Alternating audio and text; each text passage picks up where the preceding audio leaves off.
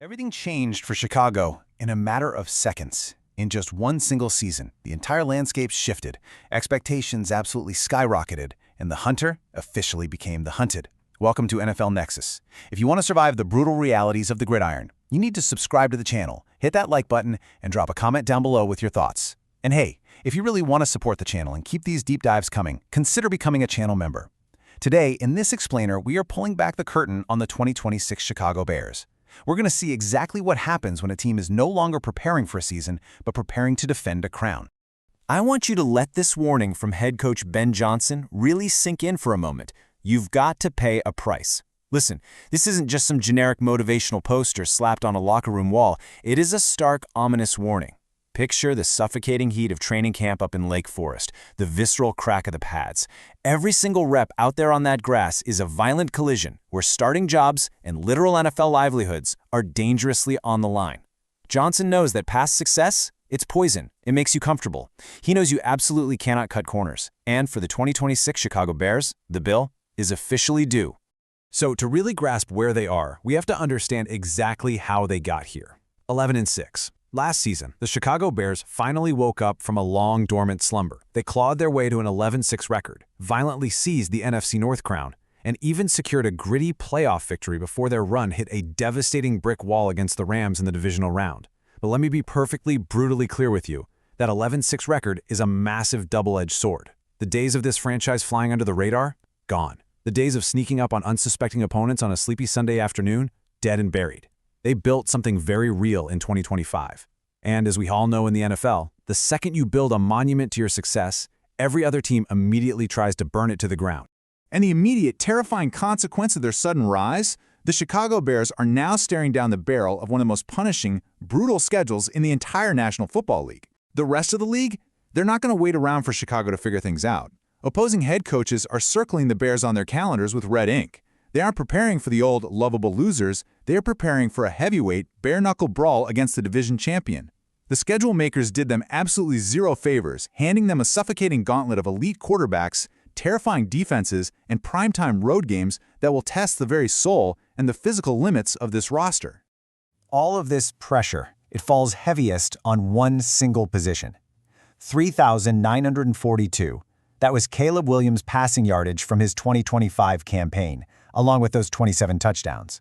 Last year, the narrative was soft. It was all about development and growth. Well, that narrative is gone. It has shifted to a suffocating MVP-level mandate. Just spend a full minute and truly think about the terrifying gravity of that expectation. The sheer weight of a city that has spent actual decades starved for elite quarterback play is now resting squarely, entirely on his shoulders. Every single drop back, every single pre-snap read, every flick of his wrist is going to be dissected under a national microscope. He isn't just being asked to manage a football game anymore. He's being asked to completely conquer the league. And Ben Johnson, he isn't coddling his star quarterback one bit. Consistency, accuracy, efficiency. These aren't just casual coaching tips handed out over a cup of coffee on a Tuesday morning. This is a rigid, uncompromising mandate. Johnson has publicly and very deliberately pushed Williams to the absolute brink this offseason. Why? Because in Ben Johnson's offensive ecosystem, being simply good is the ultimate enemy of being great. Good isn't enough to survive the brutal schedule we just talked about. Good definitely doesn't win in January against the elite monsters of the NFC. And the intense standards of this mandate, they've now infected the entire roster. Because if the franchise quarterback is being pushed to the absolute breaking point of his potential, every other man in that locker room knows, without a doubt, they must elevate or be left behind. Let's shift our focus down into the dirt, the granular, micro details where football games are truly won and lost. 2.71 yards per route run. If you want to know exactly why Ben Johnson is publicly buying up all the stock in Luther Burden III, this right here is the smoking gun. Out of 152 wide receivers who ran at least 100 routes last season, Burden ranked third.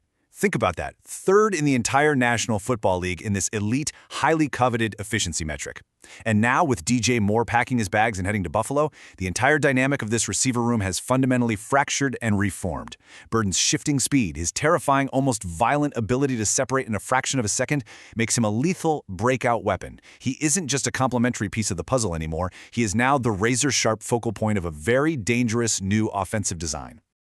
Look closely at the foundation Burton built as a rookie. 15 games, 60 targets, 47 catches for 652 yards, and a pair of touchdowns. These are solid, foundational numbers, sure, but make no mistake, they are just the quiet tremors before a massive earthquake. Remember, this is a player who was already an absolute superstar at Missouri before he slipped just slightly in the draft. Now, stepping into year 2 and pairing up with Rome Odunze on the opposite side, which is absolutely going to draw away deep safety help, we are projecting a sheer explosion in his production. His role is expanding drastically. Those targets, they're going to double. The breakout isn't just a possibility anymore. It feels utterly, completely inevitable.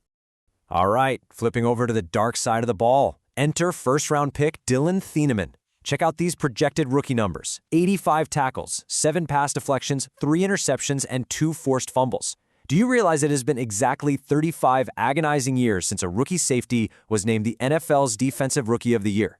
35 years. And the tension surrounding Thieneman's potential to shatter that streak is palpable in Chicago. He's walking right into an already loaded veteran secondary, and he's being coached by one of the finest defensive minds in the game when it comes to aggressively generating takeaways. The beauty of it, he doesn't even have to carry the defense, but he possesses the sheer, undeniable, instinctual talent to become its absolute most dangerous predator, just silently roaming that deep third of the field. But look, at the end of the day, games in the NFC North are won in the mud. So let's dive straight into the brutal trench warfare happening right now for the starting center position. On one side, you've got the seasoned veteran Garrett Bradbury. On the other, the young, hungry second-round rookie Logan Jones. Let me tell you, this is not a polite, friendly competition. This is a heated, violent collision taking place every single day in training camp. While the veteran Bradbury might technically start the season purely out of locker room respect, his leash is going to be incredibly, dangerously short. The raw, unadulterated power and massive upside of Logan Jones simply cannot be kept on the sideline for long. We project that Jones is going to violently seize the starting job by October, anchoring that interior line for 11 starts and allowing a mere 2 sacks the rest of the way. It is a true passing of the torch forged in the absolute brutality of the interior offensive line. 8%. I want you to stare at that number. That is not a typo. That is exactly how often the Chicago Bears utilized 13 personnel last year, meaning they only put 3 tight ends on the field at the exact same time on 8% of their plays during the entirety of last season. But the ground beneath them has shifted. That ridiculously low number, it's about to become a forgotten relic of the past. This single digit sets the stage for a massive, foundational, structural shift in exactly how Ben Johnson is going to physically attack opposing defenses. Prepare yourself because we are about to see a complete, ground-up reinvention of the Bears' heavy offensive packages. And the skeleton key to unlocking that structural change? It's rookie tight end Sam Roush. Now his projected stat line, 360 snaps, 25 catches, 270 yards, 3 touchdowns, might seem incredibly modest at first glance, but you really have to look closer at the film. Roush is buried on the depth chart behind established guys like Cole Kmet and the budding superstar Colston Loveland. However, Roush is arguably one of the most elite, punishing, blocking tight ends to come out of this entire draft class. Last year, the Bears had to use Durham Smythe essentially as a makeshift 6th offensive lineman. Roush is a monumental, earth-shattering upgrade in that specific role. His sheer ability to violently move earth at the point of attack is going to drastically alter Johnson's 3 tight end sets, giving the Bears a heavy package that is going to be utterly terrifying for opposing linebackers to defend. And that overarching philosophy of creating terrifying matchups, it extends right into special teams in the gadget game with Xavier Thomas. He was a 3rd-round pick that completely shocked the masses on draft night. But when you look at his all-purpose projections, the master plan makes terrifying sense. 420 receiving yards, 200 rushing yards, 880 kick return yards, and 4 total touchdowns. Thomas is a stick of dynamite. He is a shifting, unpredictable danger every single time that football is in his hands. He was handpicked by Ben Johnson for a very, very specific reason. While it might take a moment to officially overtake a reliable veteran presence like Khalif Raymond, Thomas's game-breaking speed is a weapon, and you better believe the Bears are going to creatively manufacture touches for him early and often. Back over to the defense, we've got another intense, incredibly high-stakes collision brewing. This time, it's out on the island at the outside cornerback position. directly opposite Jalen Johnson. It's the veteran Tyreek Stevenson going head-to-head with the fourth-round absolute steal Malik Muhammad. Look, the cornerback room lost Nahshon Wright this offseason, and it quietly exposed a very underrated weakness in the depth chart. Stevenson might get the very first crack at the job, but his leash is arguably even shorter than Bradbury's on the offensive side of the ball. Muhammad possesses the sheer athletic talent, the fluid hips, and the killer instincts to outright command the starting job. We actually project him to rip it away, making 14 starts, logging 55 tackles, and grabbing 2 interceptions. In today's modern NFL, you can literally never have enough elite covermen, and Muhammad is incredibly hungry to prove he belongs with the starters. But for all the intense optimism we've covered, we have to darkly recall the devastating, grim reality of what happened to the middle of this defense late last year.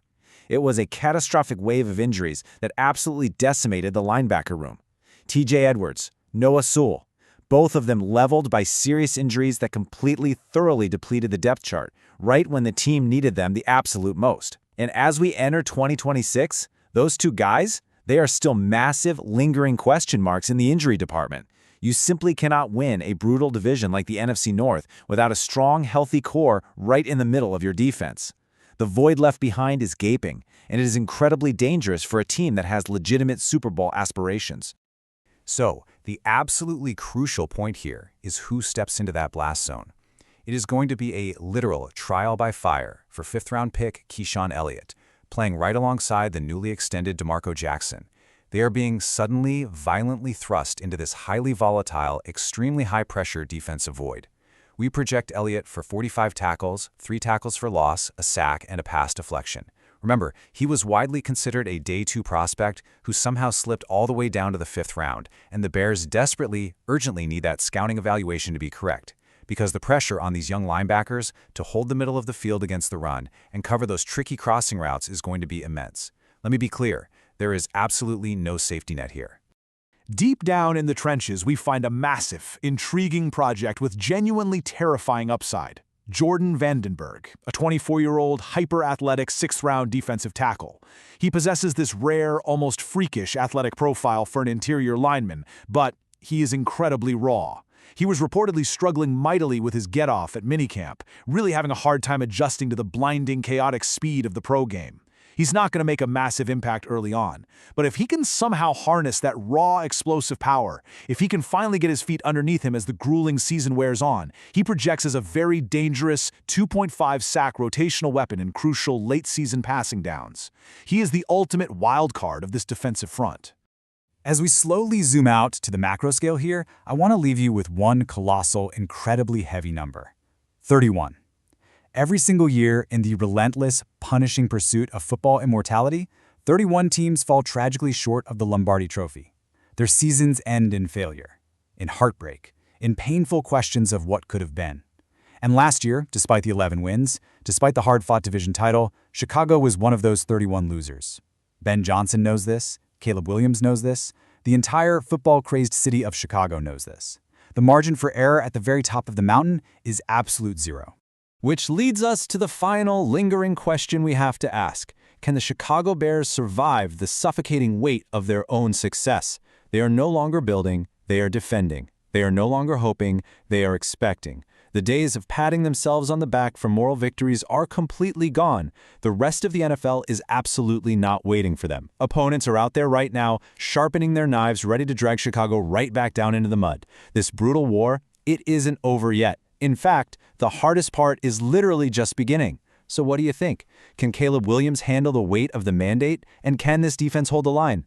Let us know in the comments. Keep learning, keep watching, and we will see you next time right here on this explainer from NFL Nexus.